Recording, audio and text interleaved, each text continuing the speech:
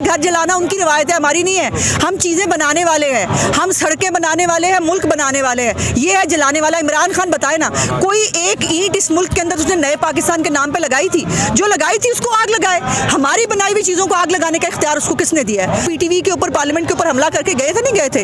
हमारे लिए हमें 144 आप सुना रहे हैं। इमरान खान मर्सिडीज़ में आया था, नैब की तहवील में होते हुए मर्सिडीज़ में आया था। 60 अरब का मुल्ज़म जो है, हमें आप सिर्फ हमारा एक पुरअमन हक इस्तेमाल करने पे आप हमें 144 सुना रहे हैं। हमसे ज़्यादा तो गरीब कोई होगा नहीं। हम हुकूमत में भी सड़कों पे होते हैं, हम अपोजिशन में भी सड़कों पे होते हैं। हमारे तो मुकद्दर में पता नहीं सड़कें लिखी है। मैडम बताएं, आज यहाँ पे क्यों यकजा हुए हैं? हम बंदयाल साहब को रोने आए हैं और उनके उस सास कोर्ट को रोने आए हैं जिस मुल्क में एक चीज़ जो है वो जब अपने खुद के फैसले में इमरान खान और उसकी कैबिनेट को आइन शिकन कह चुका हो और 60 अरब रुपए का एक मुल्ज़म उसकी कोर्ट में पेश हो और वो उसको देख के कहे आपको देखकर बहुत खुशी हुई, तो फिर हमारा यहाँ ही आना बनता है कि जब 3 दफ़ा की इलेक्टेड प्राइम मिनिस्टर को अपना जो मुनकर नकीर उन्होंने साथ बैठाए होते हैं, उनमें से एक जो है वो मॉनिटरिंग जज लगा था जिसने सरीना से आए हुए लिफाफे के अंदर नवाज शरीफ साहब को सज़ा कैसे दी गई थी अब इनके लोग बता चुके हैं। गुलाम सरवर को देख लें आप,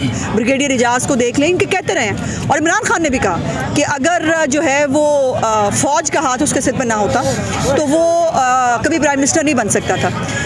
फ़ौज ने सीख लिया, बहुत अच्छा किया, उसकी मेहरबानी कि उसने सीख लिया और उसने अपने आप को सियासत से दूर कर लिया। लेकिन ये इमारत जहाँ पर सियासत की कोई गुंजाइश नहीं है, वहाँ पे फुल सियासत हो रही है। अपने इदारे के अंदर भी सियासत हो रही है और अपनी कुर्सी का इस्तेमाल करके भी सियासत हो रही है। सो इसलिए हमारा यहाँ आना, हमें वैसे पहले आ जाना चाहिए था, आपस की बात है, हमने थोड़ी देर कर दी। लेकिन अब भी बंदयाल साहब से गुजारिश ये है कि बंदयाल साहब एक कॉन्ट्रोवर्शियल चीज़ों से बन चुके हैं। हम नहीं कह रहे, आवाम भी कह रही है, उनके अपने साथी जजेस भी कह रहे हैं, वो रिमार्क्स में भी कहते हैं, उन्होंने रिटन फैसले भी दिए हैं कि चीज़ों से सब पाकिस्तान जो है वो अपना एतमाद खो चुके हैं। अगर कैबिनेट के अंदर, पार्लियामेंट के अंदर वो जमहूरियत का दर्स देते हैं तो अपने इदारे में तो जमहूरियत लेके आए ना, सुने तो सही कि उनके साथी जजेस क्या कह रहे हैं। सो इसलिए ये हमारा एहतजाज सासों के कहने पे जब फैसले होंगे और सासों की मर्जी से जब फैसले होंगे तो पाकिस्तानी अवाम को इसी रोड पे आना पड़ेगा, हमारे पास ऑप्शन नहीं है। मैडम एहतजाज करेंगे या फिर यहाँ पे सुप्रीम कोर्ट का घेराव भी करेंगे? नहीं भाई, हम सियासी जमात हैं, हम तहरीक इंसाफ जैसी दहशतगर्द तंजीम नहीं है। हमने पहले भी बहुत एहतजाज किए इसी शाहराह दस्तूर के ऊपर, आपको याद होना चाहिए। इलेक्शन कमीशन ऑफ पाकिस्तान के सामने भी हमने इलेक्शन के बाद एक एहतजाज किया था और हम अपना एहतजाज का पुरअमन हक हमेशा इस्तेमाल करते हैं। हम वो नहीं है जो कोर कमांडर हाउस में जो है बाकायदा पहले लोगों को, बलवाइयों को पहले ट्रेनिंग दी गई एक साल, उनको बताया गया कहाँ कहाँ घुसना है और वहाँ पर आग कैसे लगानी है। जब एक सियासी जमात के लोगों को पेट्रोल बम बनाने आ जाएं, जब एक सियासी जमात के लोगों को जो है वो कानून को हाथ में लेना आ जाए, शोहदा की तौहीन करनी आ जाए, जब उनको बलवाइयों की तरह आगे लगानी आ जाए, तो फिर मेरा ख्याल है कि उसको सियासी जमात नहीं कह सकते। हम सियासी लोग हैं। आप देखिएगा, हम यहाँ अगर बैठे भी रहे तो पुरअमन बैठे रहेंगे। मौलाना साहब ने कितने मिलियन मार्च किए हैं, मौलाना साहब यहाँ इस्लामाबाद में पहले भी होकर गए हैं, लेकिन मजाल है कि उन्होंने कभी कानून को हाथ में लिया। हालांकि उनके खिलाफ बहुत प्रोपेगेंडा किया जाता है, वो उनकी अंसार फोर्स जो है उसके ऊपर वो ये है वो है, लेकिन वो अंसार फोर्स ने हमेशा डिसिप्लिन कायम किया है। सो आपके कैमरे जो हैं और आपकी ये कैमरे की आंख जो है, ये फ़र्क उसने पहले भी दिखाया, आप भी दिखाएगी इंशाल्लाह। अच्छा मैडम, साथ में ये भी बताइएगा, मरियम रंगदेव साहबा उन्होंने एक प्रेस कॉन्फ्रेंस में कहा जिस दिन इमरान खान को यहाँ पे पेश किया गया कि हम चीफ जस्टिस साहब के घरों का जो है घेराव करेंगे। नहीं, ऐसा नहीं है। आप उनकी पूरी सेंटेंस आप सुनिए, समझने की कोशिश कीजिए। जी मैं बताती हूँ, खुद भी क्लियर कर चुकी हैं। उन्होंने कहा कि चीज़ों से सब पाकिस्तान, अगर आपने इनके हक में फैसले ना दिए तो आपके घर भी महफूज नहीं रहेंगे। वो जो बलवाई उधर घर चलाते, भाई घर जलाना उनकी रिवायत है, हमारी नहीं है।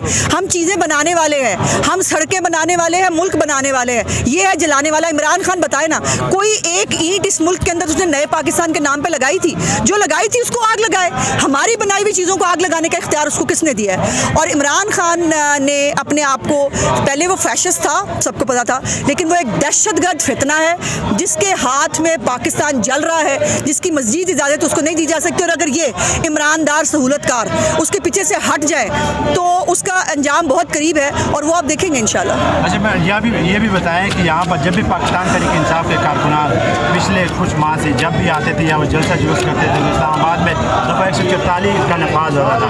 अगर आज आप लोग डी चौक में रेड जोन में आ गए हैं, यहाँ पर कोई ऐसे प्यारे भाई 126 दिन यही दंदना के गए हैं ना, वो यहीं बैठ के गए थे, नहीं बैठ के गए थे, इसी पे पीटीवी के ऊपर पार्लियामेंट के ऊपर हमला करके गए थे, नहीं गए थे।